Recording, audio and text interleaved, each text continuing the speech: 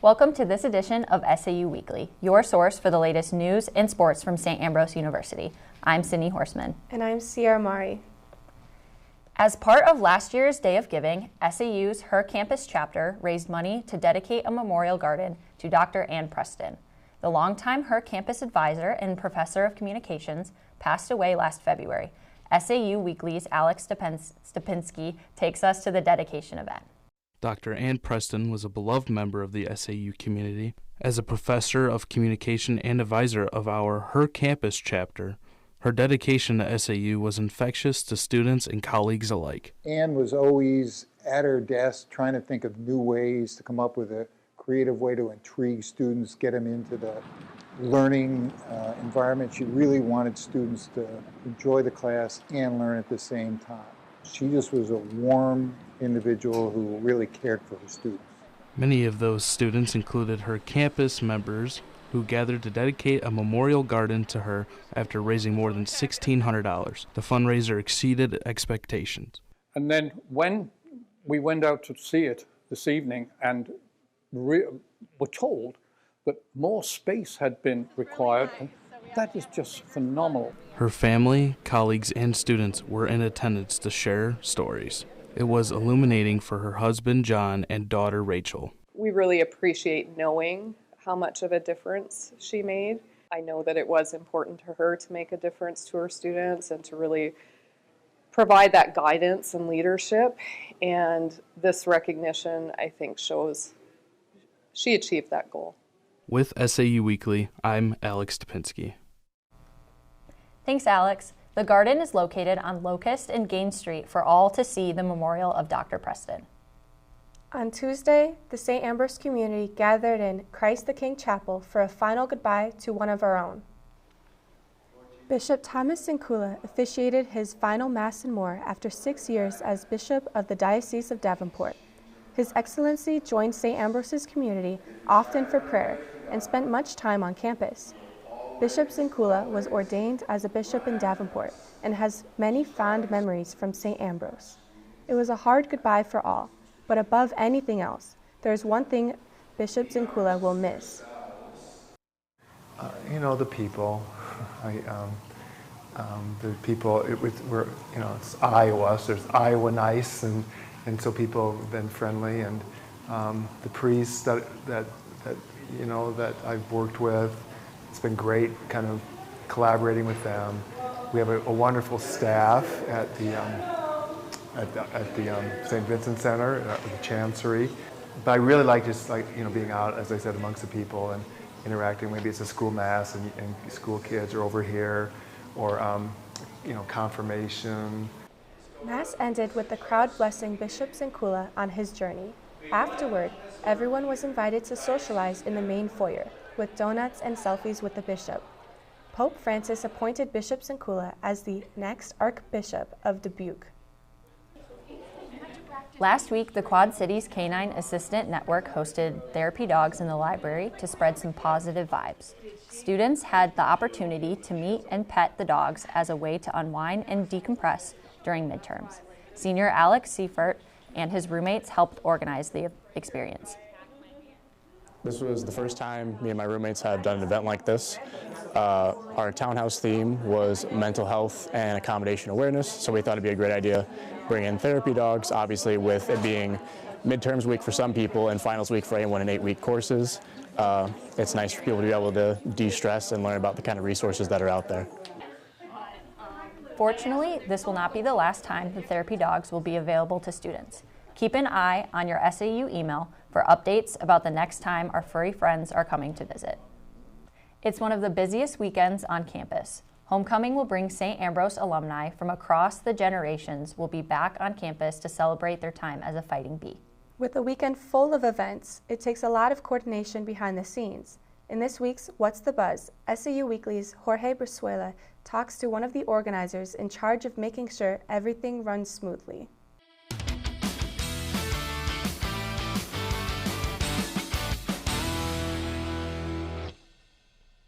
Joining us now is SAU's Director of Student Engagement, Jason Richter.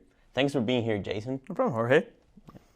What can visitors expect out of our homecoming festivities? Well, this weekend there's a lot of things for students to be doing. We've got Friday night there is the Central Swimming, or the SAU swim team is performing down at Central High School at the Natatorium at 6 o'clock. After that is the pep rally in Lee Loman at 7 o'clock. So that's usually where all the teams go and introduce their captains and kind of do some fun games, so the students really get into that. After that is our homecoming dance, or the homecoming gala, that is presented by the Black Student Union this year. That's all free, and that runs from 8:30 to 10:30. Saturday morning, there's lots of events, starting with the Killer Bee 5K run race at 8 o'clock in the morning, followed by a lot of tailgating that I'm sure that'll be happening down at St. Vincent's. So we're all excited that this is a brand new facility that we haven't used for homecoming. So a little nervousness about how many people are going to be there and some of the activities, but having the opportunity to have it close to campus and having opportunities for students to tailgate here on campus is going to be awesome. So game starts at 1, but really you got to get there at 12:30. The band and the marching band and the cheer and dance team are going to be doing some performances beforehand and at halftime. Football game starts at 1. And then after the football game, the men's soccer team performs at 4 o'clock at St. Vincent. So you can spend your whole day at St. Vincent Center and it'll be a great time. Lovely. Watching sports, what we love. Yep.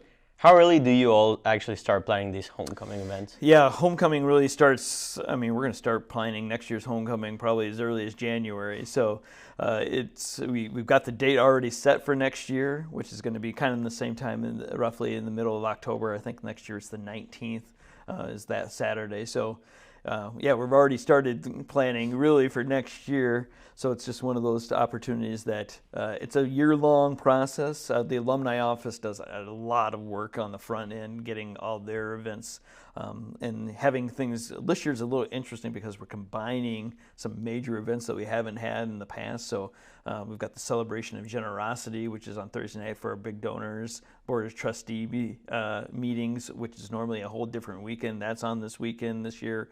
So combining everything, there's a lot of excitement. It's a lot of work. So the planning has been ongoing. Well, that sounds very exciting. Yeah. Out of all these activities that you just mentioned, do you have a personal favorite? Actually it happened last night. The casino night event was huge. We had about 220 students show up for that, and a lot of fun, a lot of activity, a lot of people get into it, So that was a good time. And then right now we got street signs going on over in the Beehive, so students can go get their names personalized on a street sign that's got a Ambrose Bee on there. So I think those are some of the fun ones. We're going to do a T-shirt launch tomorrow with CAB, where they got homecoming T-shirts printed out, and they're going to launch them off the balcony of the Rogalski Center balcony in between class time. So it's always fun to watch students see these T-shirts come flying overhead and like, what are these? And they realize they're free, so they start grabbing them. So that's always a fun opportunity too. So and the dance is always fun. So BSU, Black Student Union, does a great job with that. So those are kind of the big ones that I'm looking forward to. I'll definitely be there. Yeah.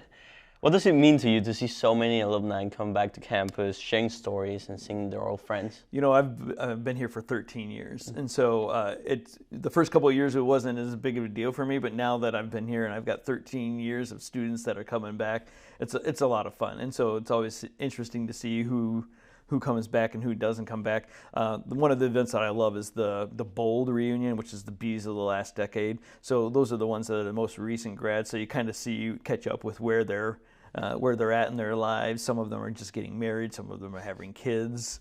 Some of them are switching jobs already. So it's always interesting to hear their story. So yeah, it's one of the key moments, or one of the fun moments for me for the weekend. That sounds like fun. Well, thanks for being here, Jason. Hey, Jorge, appreciate it. And homecoming events are already underway. For more information, head to SAU.edu and search homecoming. For What's the Buzz, I'm Jorge Brizuela. Thanks, Jorge. Coming up next in sports, the women's soccer team looks to continue their 7-game winning streak. And women's volleyball makes a push for the postseason. Join SAU Weekly's Ryan Schistel as he takes you inside SAU athletics. Stay tuned.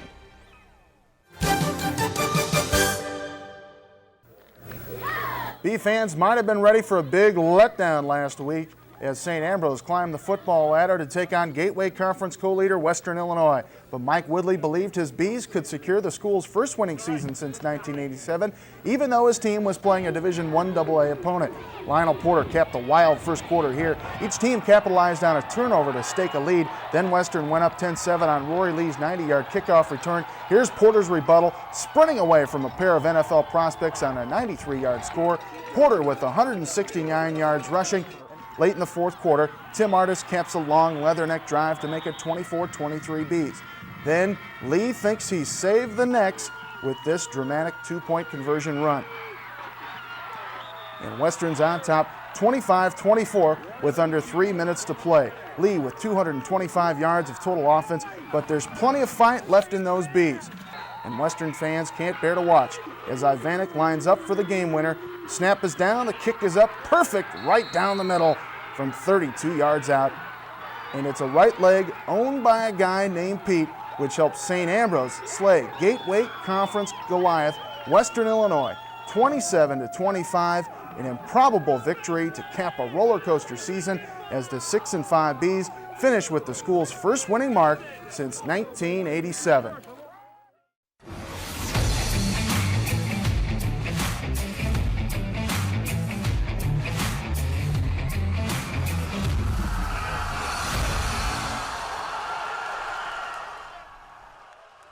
After coming off a conference win a few days prior, the Fighting Bees soccer team looked to continue that success at home.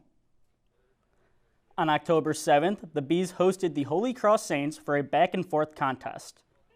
The Saints scored first, but the Bees responded with just under 14 minutes left in the first half.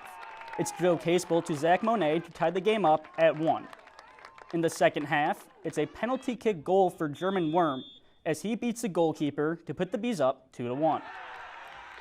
The Saints would score 5 minutes later to tie the game up, but the Bees weren't done just yet, as in the final 10 seconds, it's Hayden Newton with the game-winning goal to give the Bees the 3-2 victory.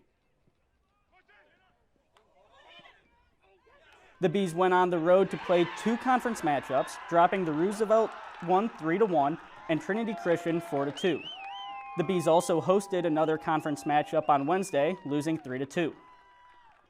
As for the women's team, they're closing in on a conference championship, riding a 7-game winning streak, including a dominating performance on Senior Day. The Fighting Bees took on the Holy Cross Saints last week, and it didn't take long to see why they're one of the best teams in the conference. Caitlin Brunson scored in the first 6 minutes, and then Dania Elzine scored her first ever goal as a Fighting Bee, leading into halftime. Beginning the second half at 2-0, the Bees played with complete confidence. The excitement continued after scoring over and over. A minute after Kendall Wendt finished the 4th goal, she dominated and scored the 5th goal. Goal number 7 was headed from Grace Kuchar to Taylor DeSplinter, who headed the ball into the goal. Jenna Horst found Lauren Bendel to secure the 10th goal of the game. The Bees come away with a convincing win, 11-0. This year's team is motivated to remain on top after falling just short a year ago. This year we came back with a lot of starters and we lost a few key players, but we brought back a good majority of our team and we got great new players. So we're super motivated and all we see is going to nationals right now and winning conference. We've been playing amazing soccer recently. We've gotten some amazing results. So I think if we just keep focusing on having the high standards that we try to keep ourselves to and doing the things that we can do to win and we know we'll be successful, I think that we'll see some good results from that. The Fighting Bees have 2 regular season games remaining before heading into the conference tournament. Last Tuesday, the Bees hosted the Calumet Crimson Wave in Lee Lohman Arena. The Crimson Wave would jump out to an early lead, but it's Hannah Sondag to Meredith Umland for the kill to start the comeback for the Bees. Later in the set, it's Sondag to Umland again. The Bees rally back to win the first set, 25-22. In the second set, it's Sondag to Meredith Siebers. The Bees jump up 6-3. On to the third set, it's Sondag from Siebers for the tap-in to put the Bees up 9-6. To close it out, it's Sondag to Mackenzie Grafton to secure the win over the Crimson Wave. The Bees would continue that success 2 days later with another conference win over Indiana Northwest. SAU is now 6-4 in conference play. Looking ahead to homecoming weekend, the football team kicks off against St. Francis at 1 o'clock p.m. from Jack and Pat Bush Stadium. We'll bring you that game live on KALA Radio. And a couple hours later, the men's soccer team will host Calumet for Senior Day. Good luck to the Bees. And that'll do it for Inside SAU Athletics. I'm Ryan Schistel. And that's all we have for you on this edition of SAU Weekly. We'll be back next week with the latest news and sports from St. Ambrose University. Remember to check out the SAUtv Facebook and Instagram pages for our newscasts, top stories, and more. You can also find them on The Hive at SAUthebuzz.com. We'll leave you now with more positive vibes, courtesy of the Quad Cities Canine Assistance Network. Thanks for watching.